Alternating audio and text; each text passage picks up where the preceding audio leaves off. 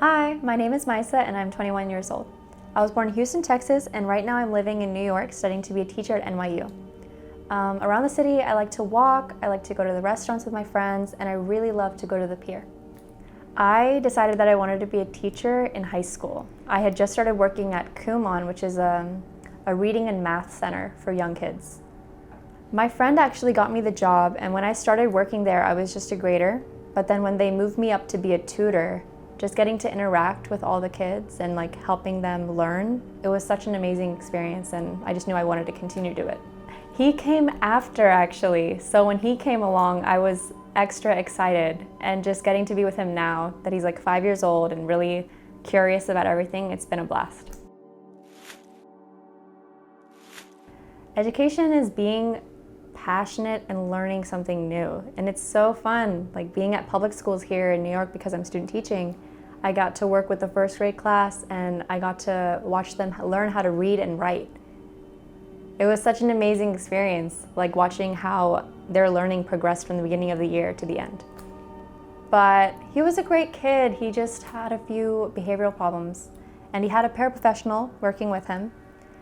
And there was one time, just one example, I asked him, "Oh, where's your seat?" Because he was around and about while we were doing a worksheet. He said, "Up your butt," in a first grade classroom. And I wanted to laugh. I did. But I had to keep my face completely like frozen. And I had to turn away so that I wouldn't react and argue with him like I do with my siblings. Because I think the best part that I like about kids is that I get to really invest in my time with them, and I feel like I wouldn't be able to do that and be such a good quality of myself if I were to do that 24/7. What is family for me?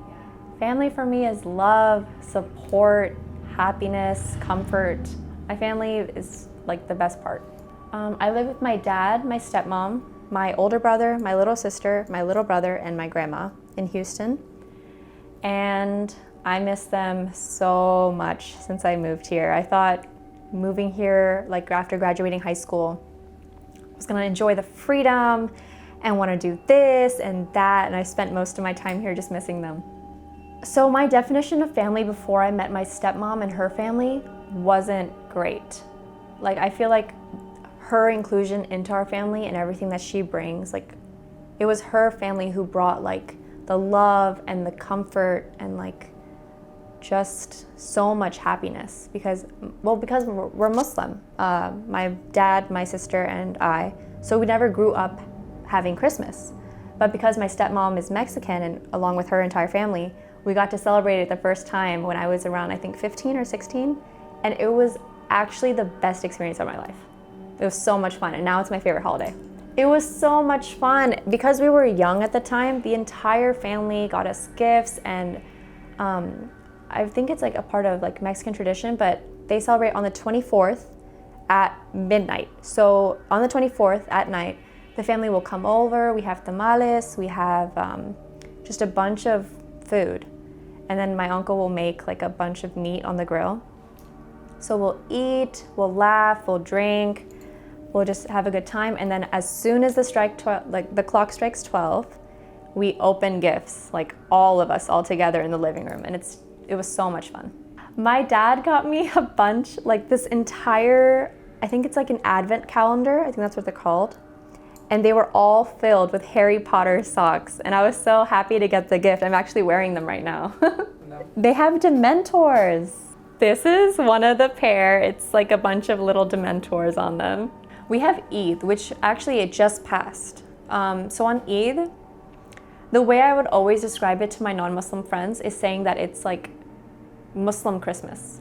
We don't drink, but we eat, we laugh, we have fun, and then elders, or just whoever's older, will give the younger ones gifts or money. When my biological parents, my mom and my dad, got divorced, I feel like my mom is what brought most of the Pakistani culture to our family at the time. So when she left, we didn't have as much Pakistani food. We didn't really celebrate Eid, where you wear extravagant, really itchy, sequenced shalarkamis. So after she left, like we stopped wearing all the itchy clothes. And yeah, so I think Eid especially, it's a very, very big holiday. So after my parents divorced, we didn't really celebrate it as much. So I guess it's just lost a little bit of significance in my life. I know, it's so tricky for me because, I don't know, I have kind of a tough relationship with my mother. So I kind of have a tough relationship with my culture, especially growing up in Houston, Texas, where it was a little iffy to have culture there. I remember I would wear mehndi, which is like the designs on her hands, and sometimes on her feet. I walked into my 4th grade classroom after Eid one time and I had all my mehndi on my hands. And some boys asked me that I had to, told me that I had to go scrub off all the dirt that was on my hands. And it made me really sad at the time. I was more reluctant to show my culture or to express it or have pride in it. But since I moved here, I've been wanting to get my own mehndi, cones, so I can do my own. I've bought little of the cultural earrings. I have my whole collection of shalarkamis in my closet currently. I feel like since I've moved here, I'm really embracing and wanting to be a part of my culture more.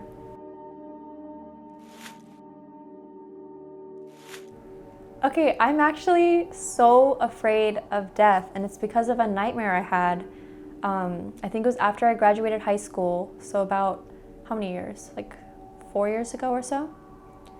And in my dream, I was just living like normal, and then I died. And after I died, it was like all the lights went out, so as if you just closed your eyes, but I was still able to think. I just couldn't move. I was paralyzed. And I just woke up, and ever since then, I've been so afraid that my version of death in my dream is how it actually is.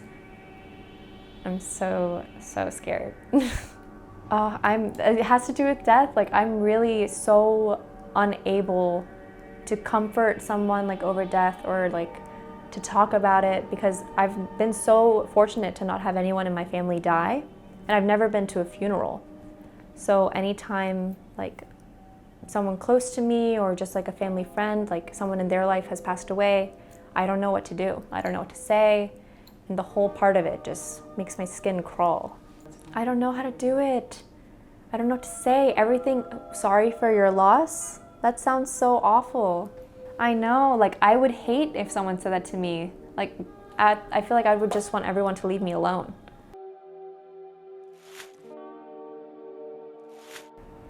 I don't know what my personal purpose is, but I feel like I do a pretty good job of keeping the people in my life happy, or trying to keep them happy. My personal happiness would have to be just not feeling the constant guilt in my head and feeling content with what I have. People that I love that are with me, my career is going well, I'm enjoying my life, being physical, feeling okay mentally, sleeping well. It sounds like the perfect life for me. I don't know. Since I've moved here, I've definitely felt more guilt than happiness, I would say. My brother is just so little, and I know my dad feels so much that the house is an empty nest, because my sister also just went away to college. So the house is just really extra quiet without me and my sister constantly arguing. And I know he just feels so upset that I'm not there, because I know he misses me, so I just feel so bad about it. It definitely is pretty much always on my mind. It's always in the back of my head thinking should I stay here or should I go back? Am I allowed to put myself first and be selfish, or do I go back and have everyone be happy? I think it has to do with the fact that I'm the oldest sibling. When my mom and dad were still together, I was taking care of my sister a lot of the time. And then when they divorced, it was me taking care of my mom. And then after that, I think it shifted to me taking care of Ryan, my little brother, and my dad. I take care of myself too. Like I make sure that I do things that I enjoy. And I mean like genuinely enjoy, and like I make sure I feel relaxed if I've had a long day. A long day for me is like being out of the house. So as soon as I get home, I will take a shower, I'll make some food, and then I'll get in bed and put on some of my comfort shows. I love to watch Psych, which is this like very corny and hilarious TV show about these two best friends who start a psych detective agency. And it's such a great show. You should definitely watch it. No, it's short, it's enjoyable, it's so fun. You should do it. So moving initially was not hard. Like I could not have come here faster. I was so ready to move away and live on my own and be free. I miss my family so much. I did not expect to miss my family this much. Distance really does make the heart grow fonder. It's ridiculous.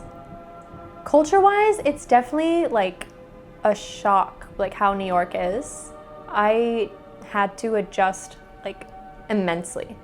Not even just like regarding like my heritage and like being Pakistani, but like just how the streets of New York are. So bizarre, so bizarre. You see the randomest stuff at 7:30 in the morning. And I know this because I was at Central Park at what? 8:30, and I saw 2 raccoons screaming at each other, like up in the highest tree you could possibly think of. And it's because of a dog that ran up and like barked at them. Like I've never been used to this amount of like male attention, I guess. And it's not comfortable. I don't feel unsafe walking in the city, but it definitely can be just exhausting. Like knowing that like you're gonna see a dad walking with like his child in a stroller and that he's going to say something to you. It's just so disappointing. Like, ayo ma, sexy thing, come over here, like just all this random stuff. A lot of them pull, recently oh, you dropped something, my heart. Well, usually I'm like walking in a rush, so when they tell me I dropped something, I look down because I'm like, oh, I dropped my phone or something. And then my heart, I get so irritated. It's like the quickest way to piss me off. Because you wasted my time and you made me look down and you made me stop walking. I love to go to the piers. The East River is just so beautiful at night, like with all the lights and next to like the bridge. I love seeing all the cars move by. Oh, can I like say the actual names of places, like stores? Yeah. There's this really cute place called City Pups where you can go play with puppies. It's great. It's such like a fun, like free therapy session. And the puppies are so cute. And right next to there is an ice cream place, so you can just make it a little solo date. I did the other day, and it was actually so amazing. I almost bought a fish. The realization that like I barely feed myself, am I going to feed this fish and keep it alive? And I don't want to mistreat the fish. If I'm going to buy a fish, I want to buy the right tank. I want to buy like the right plants. I want to make sure it has a filtration system. And I don't have the money so I was like in Petco trying to do the math for all these things if I bought like the cheapest little $3 fish. And it was like over $100. Does money buy happiness? Yes. You know what? I'm gonna say yes, because if you have money, you're definitely happier than someone who doesn't have money. You know what I mean? Like having a hard day, you can order some food. Want to go out? You can go buy some drinks. I don't even know, just my last apartment that I moved in, I paid, I think $16.50, which is a lot, especially for how small my room was. And our apartment didn't have AC or an oven. No oven, and I don't know why. Why no oven? But it was ridiculous. That's the thing that's made me wonder if I can do this, because I know that I'm a hard worker, especially if I'm like employed. Like every job that I worked at, I've definitely put in 100%. But I've been student teaching, I've seen what it's like. It is so hard, like genuinely so hard. And I've heard about the amount of days they got off, like when they're sick, and that's like being reduced on top of just like sick days, everything. It's very limited, like the amount of space teachers get away from their job if they're not feeling well, on top of like an already low, not low, but average salary. It's definitely given me some pause if I can like not burn out in the future from this job. Because I am so convinced that I can do this. Like, I know I can do this, and I know I love like just talking to kids and like spending time with them and getting to know what they're curious about and what their likes and interests are and like what their boundaries are. Because when you allow kids like the space, like they really will just open up to you and like want to learn. And it's so great to see. It really is, especially here. I've noticed that a lot of parents here recently, they really make sure their kids are well-rounded. Like, their kids are doing sports, they're really social. That's one thing, these kids, they're so social. Like, they really just want to talk and like let you know what they did this day and what they're gonna do tomorrow and what they ate. And it's just so cute. It actually gives me the most stress. That's what I'm always thinking about, like what is going to happen in the future, because I dislike change so much to the point where I haven't updated my phone in like 2 years because I hated the new update when I saw it on my sister's phone. So it's either stay in New York and be a teacher or move back to Houston and be a teacher. And those are two super different things. And I don't know which one I want to do. Moving here in the beginning didn't feel like such a change for me because I was so desperate for just like an ounce of freedom. But then when I got it, I was just kind of like, I miss my family. I miss comfort, like support, being annoyed by my siblings because they're always like in my space. I missed all of it.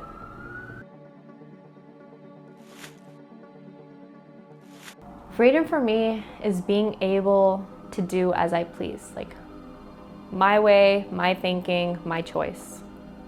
If I want to stay in on like a Saturday night, I can. If I want to go drink on a Monday night, I can.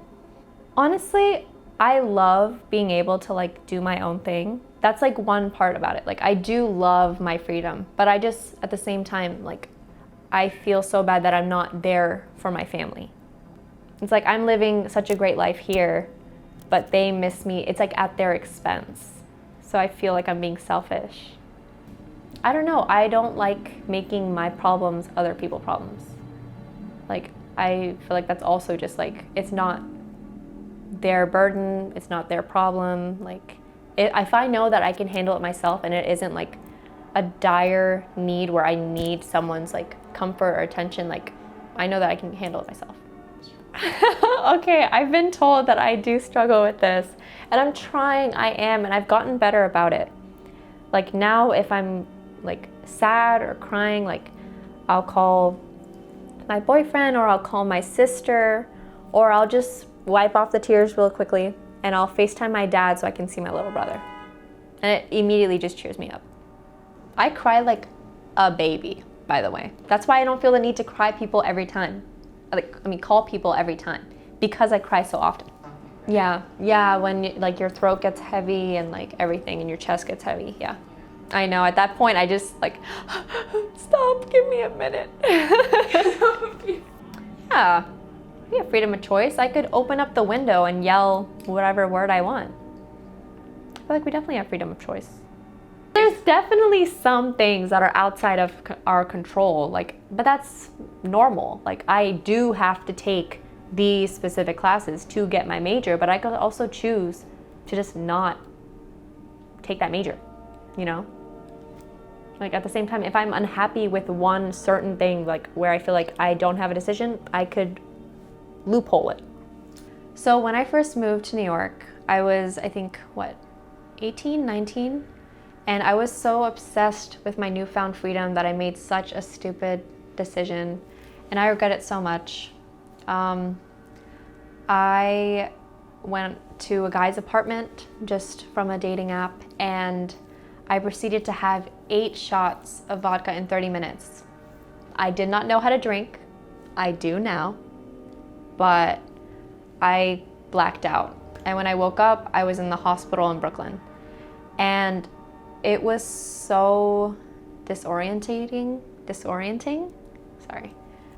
I wasn't as scared being in the hospital as I was leaving. And I realize that does have an impact like on my life now. But when I woke up, I had my phone near me and I saw so many missed calls and texts, and I immediately called my stepmom, and she picked up the phone, and it was just so not fun.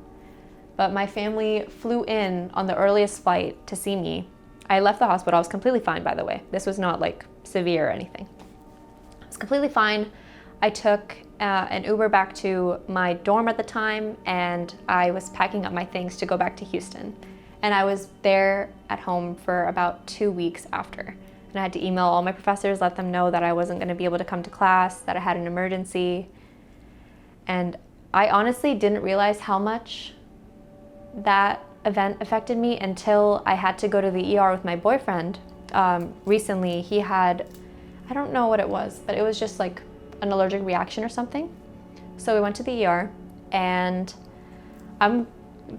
hospitals kind of irk me. They really do. I don't like the lights, the crying, just the overall feeling of like despair and death. It just makes my skin crawl. So the entire time that we're there, I'm a little bit uncomfortable.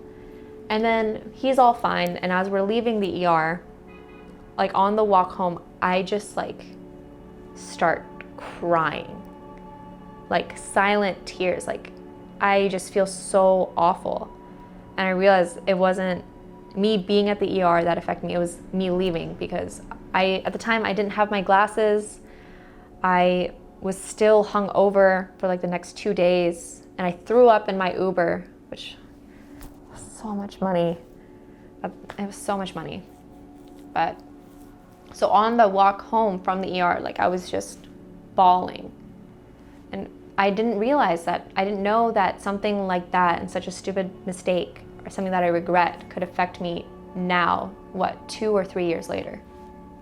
I've definitely had so much support from like just talking to people. Like I got different accounts of what happened that night from my family, from my friends, and then just being able to talk about it now in like these past 2 years, with my boyfriend, with my friends, with my family. Like I know that I'm in a good place now, and I drink obviously more responsibly than I used to. So everything's been better. It was fine. It wasn't that recent. It was like a few months ago. I'm fine. I know I'm fine. I didn't tell anybody about that.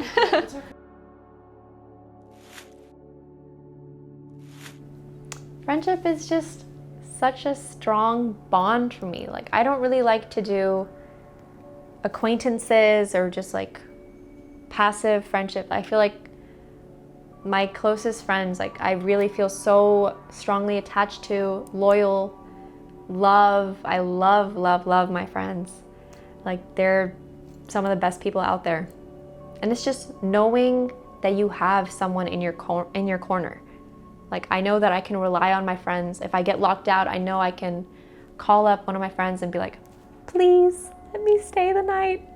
And then they'll let me. Like it's just like having a little piece of family, like wherever you are.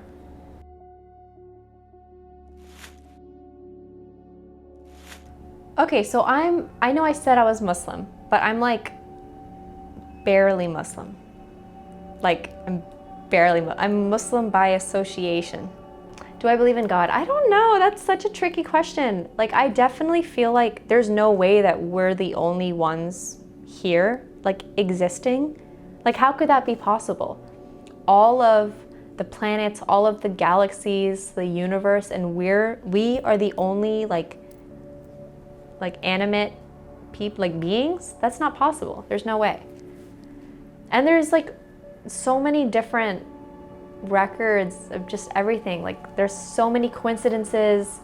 Like it's just crazy. There's no way. There's got to be something. It means it means that I'm Muslim because my family's Muslim.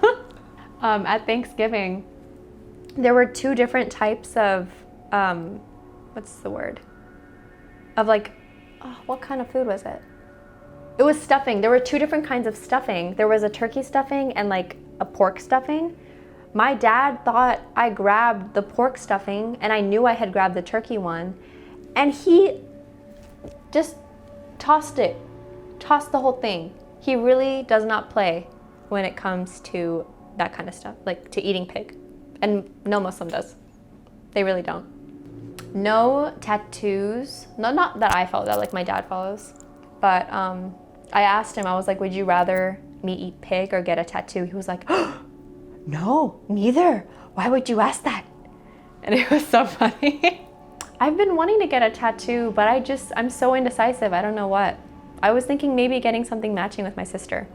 One other idea I had was getting everyone in my family to draw a little flower and then getting like a little flower vase somewhere like on my arm. But I'm gonna wait a few years because right now, like the 5-year-old's flowers, I even tested it out to see, does not look like a flower. Not great. So I'm gonna wait a few years for that tattoo. Waiting for the flower to at least look like a flower. I feel like if I even like had my dad draw the flower and then he saw it was on my body, he would be so upset. So upset. I still want to do it. It's such a cute idea. It's such a cute idea. That's the thing, I don't really know. Like, I do see the point in religion. I really do respect like people who are religious. But it's because it's so like, they're so full of hope and like faith and just like feeling content within themselves and how their life is going. And I'd really like to experience that for myself. So, I don't know, like, I don't feel particularly religious, but I definitely do pray. I'm like, please, I promise I won't do this again if this works out, like, please. Or like, I remember when I was trying to find an apartment and my like dorm housing had ended, I was like, I promise I won't do anything bad if you can find me an apartment, or if this like apartment deal goes through. And then we got the apartment, so I was so happy. And I held up my end of the deal. I did. For at least a month. But I said in my head at the time, I said for a month, I will not do this. I held up my end, they held up theirs. Oh my gosh, what do we exist for? Yeah. I don't know, I think, okay, at the same time, like, yes, humans can be like awful and like inhumane and crazy and like so hurtful, but at the same time, like, we wave like hello at each other, we hug each other when we're not feeling well, we'll eat together. Like, I think our purpose here is just like community, love, like heartbreak at the same time, just to actually live. But no, we created taxes and like bills. We could have been eating berries at a river. We could have. We should absolutely go back to eating berries. We could still have teachers, we just wouldn't have like all the extra hard stuff. Like finding a guarantor. Horrible experience. Finding housing in New York. Horrible experience. Horrible.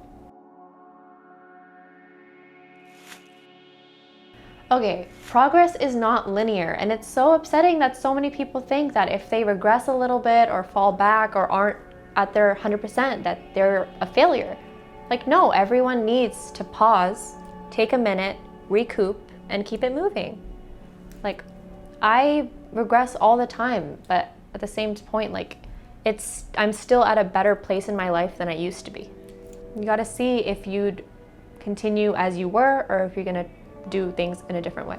I do, and the reason why I regret it so much isn't because like it affected me so much, but that it affected other people. Like, it affected the most important people in my life. Like, it affected my family, my sister, like my friends at the time. it was not a fun experience. But everyone feels regret. It's such a normal, like, human thing. So I try not to hold on to it as much and just kind of remember that, like, okay, it happened, I did that, I can just not do it again. I don't know if I can, like, I don't know if I want to talk about that on, like, that on camera. Yeah. Let me try to come up with a different thing. I don't know. Because the thing is, that nightmare. So I don't know anything about souls, to be honest. I know that a lot of people believe in, like, what's the word? The rebirth or something. I guess, like, a soul is our essence, like our being. But at the same time, I feel like I'm more practical like that than that. I feel like we are our brain, you know? I don't know about a soul, but we're definitely our brain. Not at all. I think one life is definitely enough for me. Especially because, like, we wouldn't even know we lived before, you know? If when you're reborn, like, you're just taking on another life. No, I'm okay. I think maybe a cute little plant I'd be fine with. But that's about it. I do not have a green thumb. So not a little plant, but anything else. When the spring semester ended, I got to go home, and I was there for about 5 weeks. And the day that I got there before my little brother did. So I hid, and as he walked in, I popped out, and just the look on his face, and my stepmom caught it on video.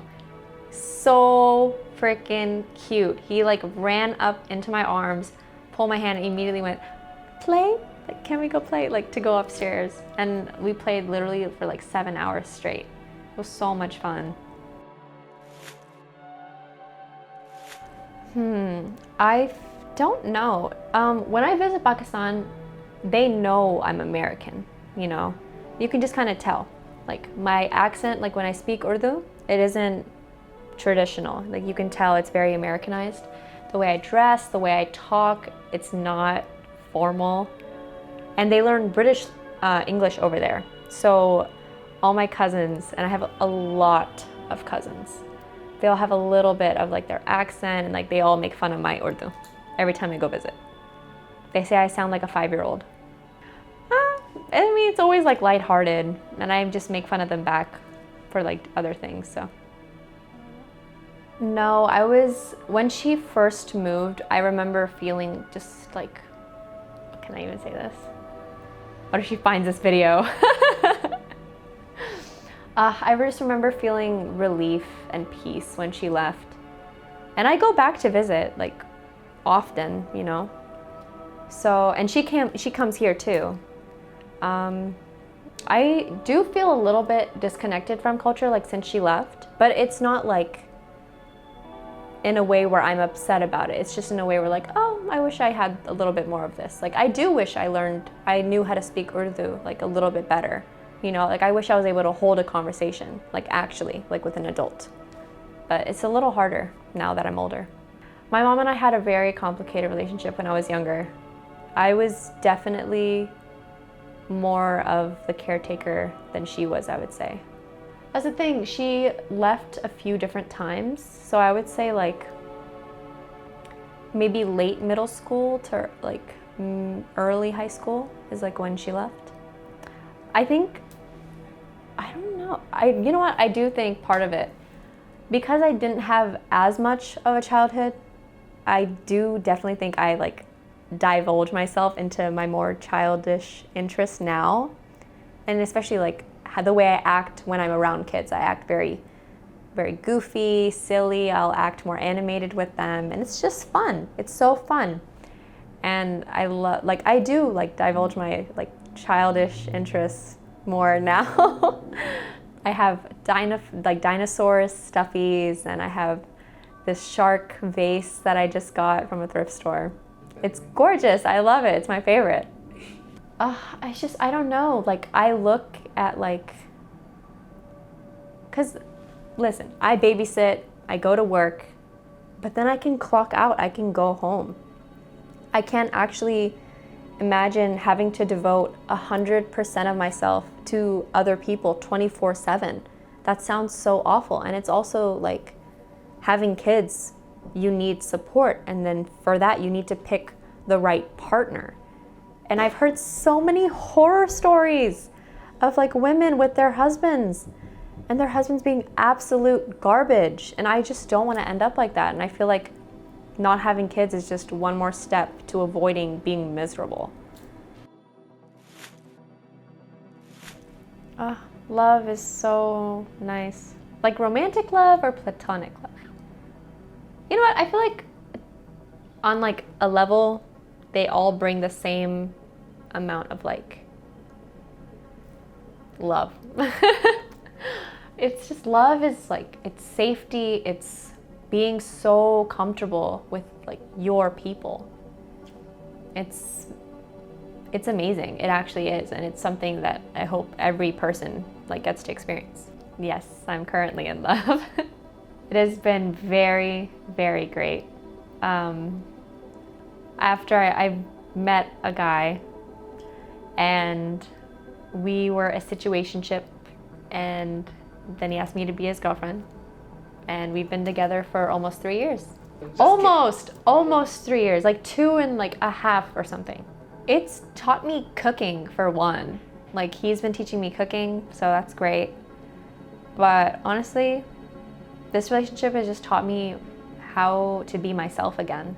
Like I feel so comfortable now. It's like the way I act when I'm alone and the way I eat when I'm alone, I now act that way with him and around him. It's so great. I don't even have the words for it. Like I'm not able to describe what it feels like. Like I genuinely do feel so happy knowing that I have someone in my life who makes me feel so comfortable and safe, especially being new here when I was and meeting him. Like it was such an amazing time. He was so patient and so understanding of like all of my issues in life and everything with my family and my career. And he knows everything. He knows everything about me, and he still loves me. Like it's such an amazing thing. Like he chooses to love me every day, and I choose to love him every day.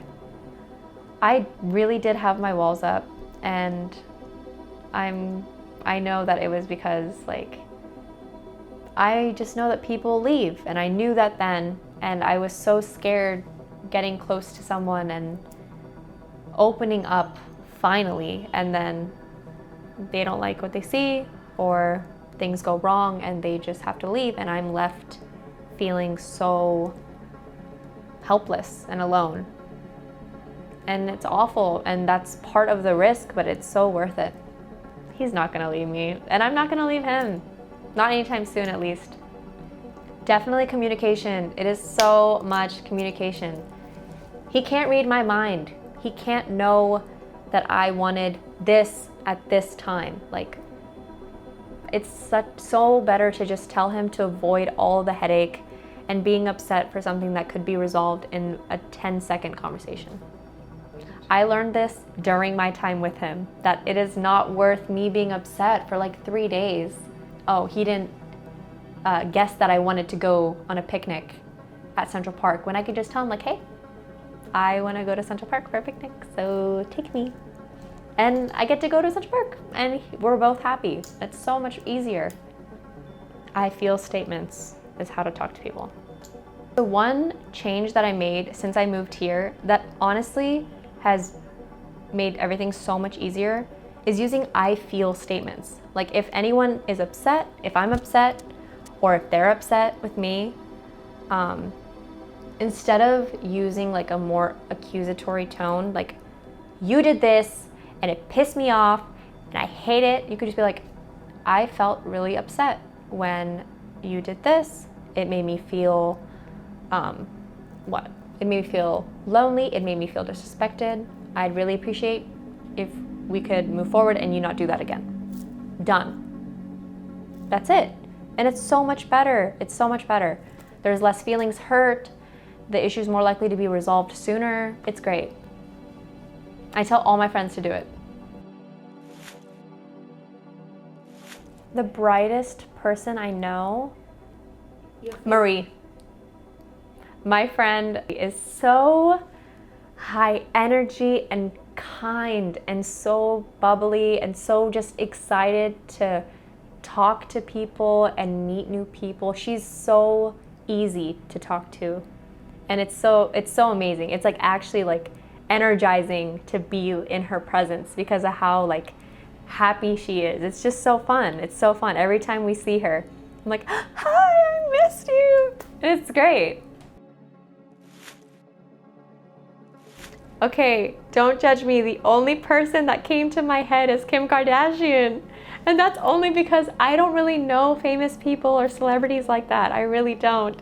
But I honest to God think it would be so entertaining and so funny to see Kim Kardashian just answer all of these questions and get to know like her inner thoughts behind her like billionaire brain. I don't know anybody else. Ooh, my dad. 100%.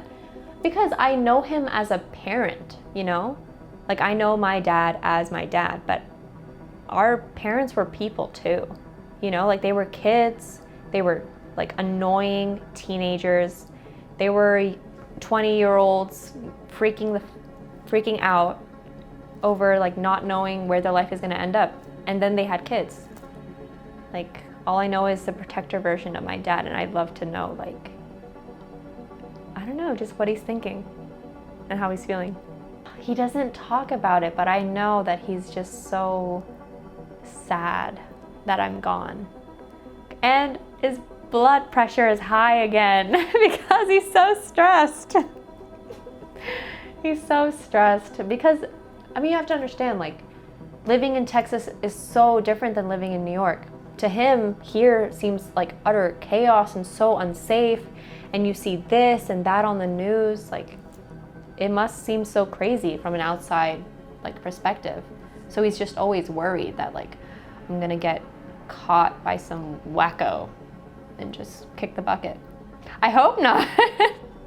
That I love him and I miss him, and that if I do stay in New York, that it's not because I don't love him or love the family.